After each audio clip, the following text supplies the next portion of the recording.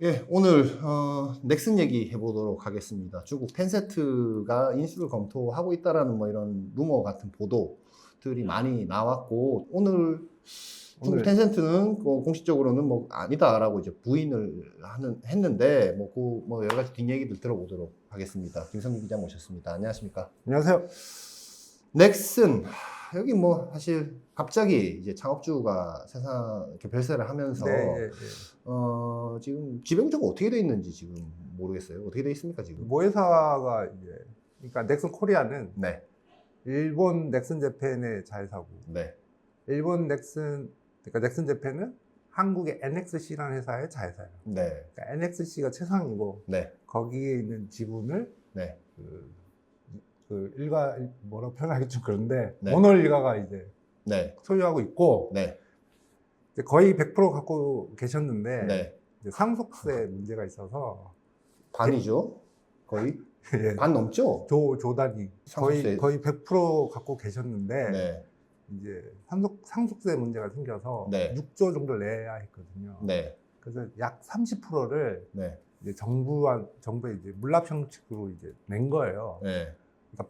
넘겼다기보다 이제 정부 이것도 팔아야 되는데 그렇죠. 어쨌든 지금은 대략 60%를 갖고 있는 거죠. 60%. 예, 유가족들이. 그렇군요. 그런데 갑자기 이제 세상을 떠나셨기 때문에 뭐 약간은 어떻게 보면은 이제 중심축이 사라졌다라는 얘기들이 있었는데, 그래서 이제 사실 넥슨은 네, 이제 오너 그 일가가 계시지만 이제 오너 일가가 게임 사업을 적극적으로 하느냐 여기에 대해서는 이제 많은 분들이 의문을 많이 갖고 있는 사실이거든요. 네. 부인이랑 자식들이 있는 네. 거죠. 네, 그거와 별개로 넥슨은 사업을 굉장히 잘하고 있는 상태고 네, 예. 어떻게 보면은 이제 자율적으로 이제 가이드를 주니 네, 사업을 굉장히 열심히 하는 그런 성장세가 계속 이어가고 있는 걸로 보이고 네.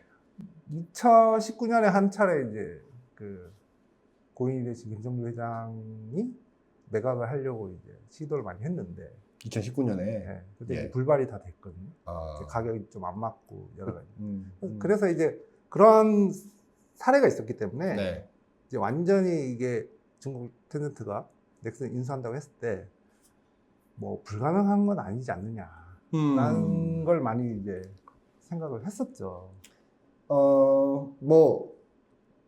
뭐 창업주 혹은 이제 어쨌든 그분이 뭐 이사회 의장을 맡았는지 하여튼 그 회사 안에서의 어떤 역할을 맡았는지는 네. 모르겠지만 네. 어쨌든 그 분이 이제 별세하시고 나면 네. 중심이 좀 없어졌다라고 얘기할 수 있는 거 아닙니까? 그거는 이제 맞죠. 예, 왜냐하면 뭐 전문 경영들이 있겠지만 네.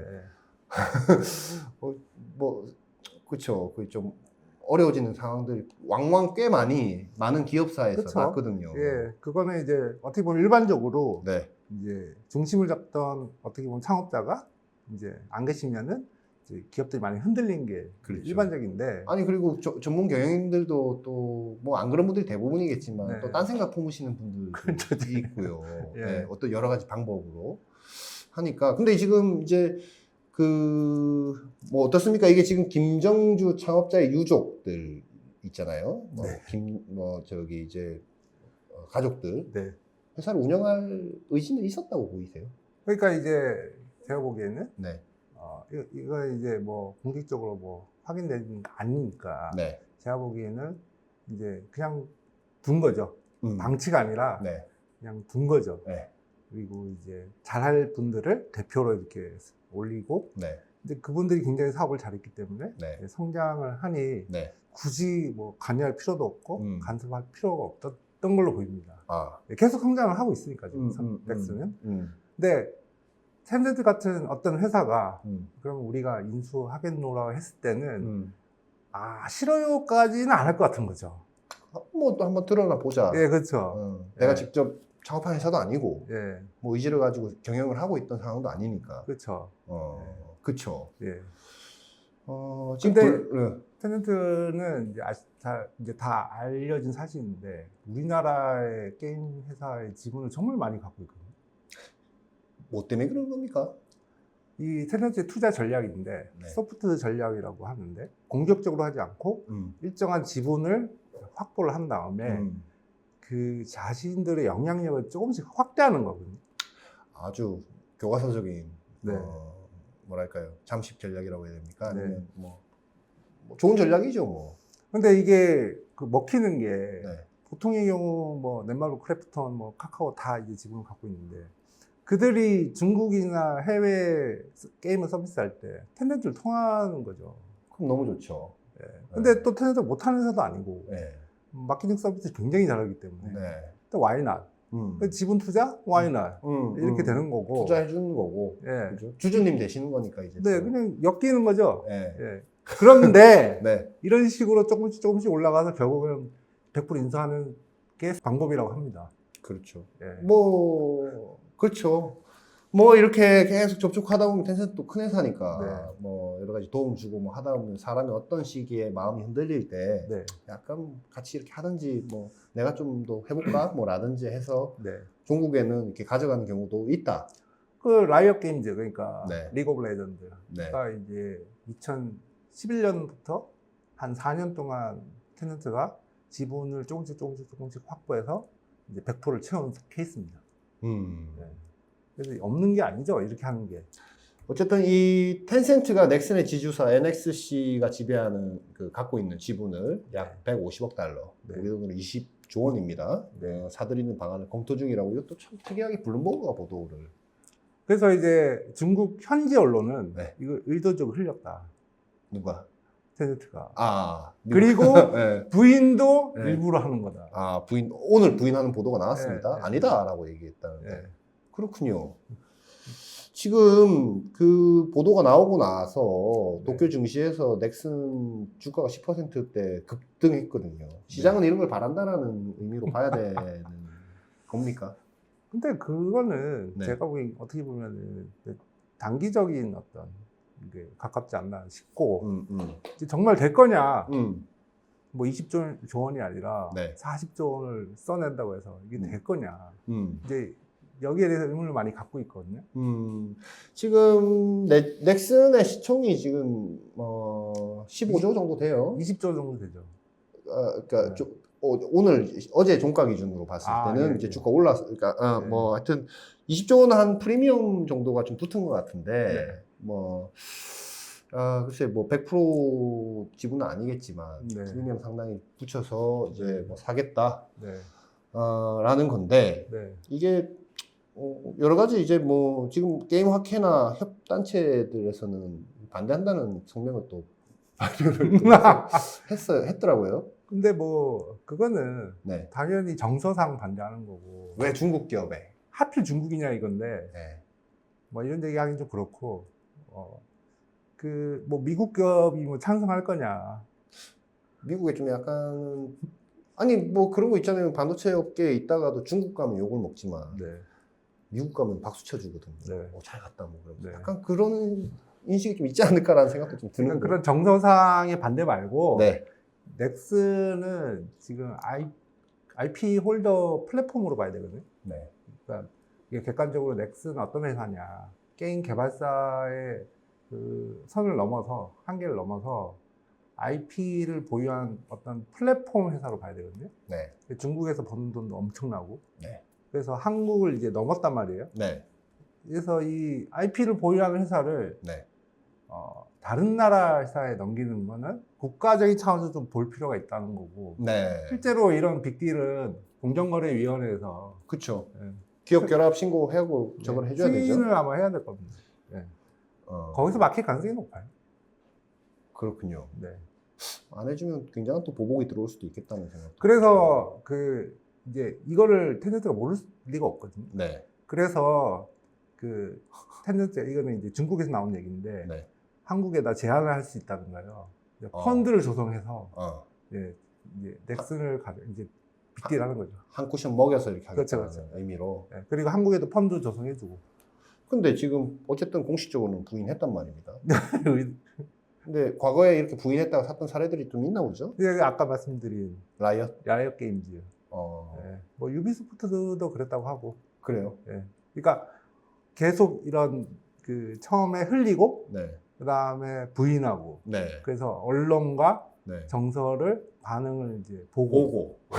그래서 조금씩 접근하는 이게 이 테넌트의 이제 방법이라고 합니다. 정말 똑똑한 전략이네요. 아니 근데 카카오에도 지분이 들어가 있고 네. 우리나라 어떻게 보면 1등 기업 크래프톤에도 네. 거의 2대 주주거든요. 네. 이걸 다 망각하고 있는데 네. 정말 많은 게임 회사, 게임뿐만 아니라 테넌트가 들어와 있어요. SM도 이제 지분 가져갔으니까 2대 주주 됐거든요. 그쵸. 네. 이런 걸 다 생각해 보면은 야, 그 회사가 엄청 조금씩 한국의 어떤 콘텐츠 산업에 네. 물밑에서 자꾸 이제 근데 계속 들어왔습니다 지금. 네. 네. 텐덴트에 대해서 저희가 좀 어떻게 보면 경계할 필요도 있고 네. 전방위적으로 지금 들어와 있거든요. 네. 그러면은 이제 어쨌든 주주고 네. 뭐 2대 주주고 이러면은 무시할 수 없잖아요. 무시할 수 없고 또 회사 정보도 그냥 네. 막 숨길 수도 없는 상황. 그래서 공유해야 되잖아요. 네. 네. 그러니까 노하우, 뭐 기술력 다 지금 법적인 테두리 안에서 굉장히 똑똑한 방식, 뭐 칭찬하는 건 아니고 그냥 네. 객관적으로 봤을 때 똑똑한 방식으로 네. 자본을 섞고 또 네. 어떤 면에서는 협업도 하고 네. 그렇게 하면서 야금야금 이제 영향력을 네. 확대해 나가는 네. 전략을 텐센트가 네. 하고 있군요. 했었고 지금도 하고 앞으로도 할 회사고 네. 텐센트가 작년 매출이 123조 정도 되는데 대단한 회사네요. 네. 게임 부분이 48%란 말이에요. 절반이네요, 거의. 네, 거의 절반이 게임에서 나오기 때문에 네. 텐센트가 게임을 얼마나 중시하는지 잘 알 수 있고 네. 그렇다면은 이 넥슨이라는 회사를 만약에 품지 않으면은 네. 훨씬 더 강력한 게임 회사가 될 수 있는 거죠. 넥슨도 매출 꽤 하지 않습니까? 네. 이게 넥슨이 한국 회사 거의 아니에요 지금 저기 네. 해외적으로 계속 IP를 그 영역을 확장했기 때문에 네. 굉장히 뭐 전략 기술적으로까지 지정하는 건 모르겠지만 이게 어쨌든 넥슨이 던전 앤 파이트라든지 뭐 메이플 스토리라든지 이런 좀 굵직한 네. IP를 갖고 있는 회사이기 네. 때문에 텐센트가 여기를 품게 된다면 네. 뭐 상당한 시너지가 있겠다라는 그렇죠. 생각이 들지만 아까 말씀하신 대로 지금 여론은 좀 별로 반대 입장이 당연히 이제 네. 네, 한국 사람이라면은 네. 근데 이걸 노렸다는 거죠. 어디가? 텐센트가. 중국 텐센트가 네. 노린 것으로 추정된다. 추정된다는 거죠. 블룸버그에 흘리고 예. 흘리지 로이터에 않은- 부인하고 예. 부인하고 예. 다 보도했잖아요 지금. 그렇죠. 예. 그렇군요. 그래서 재밌는 거는 텐센트는 네. 모 회사가 네. 남아공에 있거든요. 남아공이요? 네. 정확하게 정확하게 보면 중국 회사가 아니에요. 또 희한한 구조이네요. 중국 회사가 아니고 네. 어, 남아공에 그러면 그 지분은 누가 들고 있는 겁니까? 네스퍼라는 회사가 25%를 들고 있고 네. 네스퍼는 네덜란드계 남아공이니까 사실은 그래요? 네덜란드 회사예요. 네덜란드 개인이 소유하고 있는 그렇죠. 네스퍼라는 회사. 네스퍼라는 회사가 네. 또 텐센트를 소유로 하고 네, 있군요. 그렇죠. 예. 요거- 굉장히 재밌는 구조예요, 이거. 근데 어떻게 그 집이 텐센트를 그렇게 할 수?